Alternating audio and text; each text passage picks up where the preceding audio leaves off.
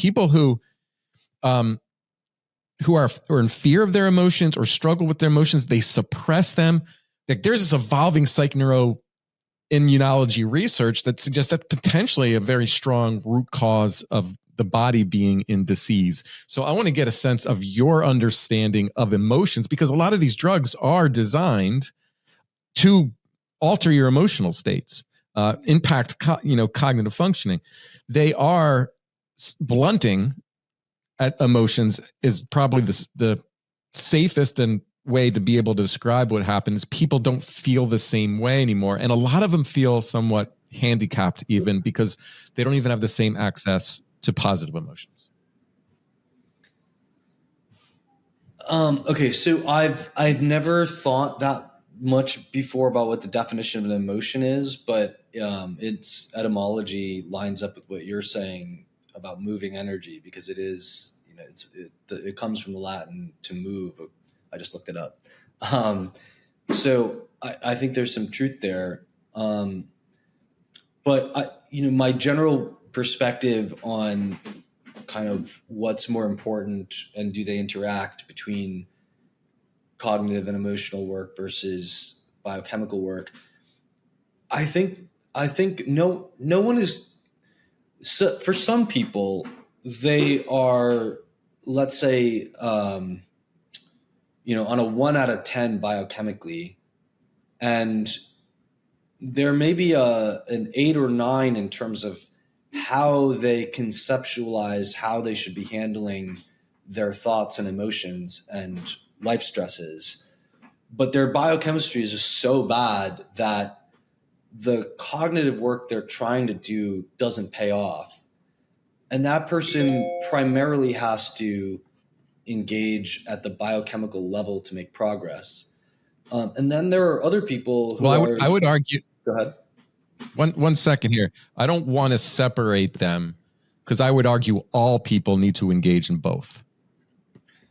Like I don't want to separate. I don't want to say that, I agree with that, but I agree with that, but for some, it's possible to be much worse on one than the other. And, everyone has to make choices about where they're going to put their focus at any given time. And most people tend to get stuck in a rut where they put it in one place and then they forget to take it out. But, yes, that's true. But let me finish the thought, though. So there are other people who are, let's say, they're 7 out of 10 biochemically, or even a 5 out of 10 biochemically, and they're, a 3 out of 10 on how they conceptualize they should be handling their thoughts and emotions and so on. And I think that person's going to get more initial results out of cognitive work. I agree that everyone should be doing both. It's just that there are many people that are at the extremes where, they're trying to work on their stress handling through whatever means, talk therapy, meditation, gratitude journaling, or whatever it is. And it's just the biochemistry is making it such an uphill battle that they're not going to get anywhere until they address it. And most people are probably not. But don't those things also impact? Don't those things you just described also impact biochemistry? Yes. Yeah, because consciousness does impact matter, and so I know I need a number of things in my life, or my mood is affected.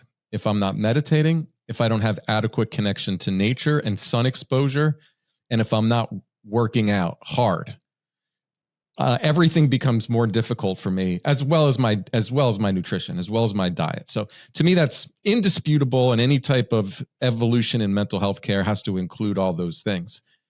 But I also know the impact of the mind. The mind creates stories.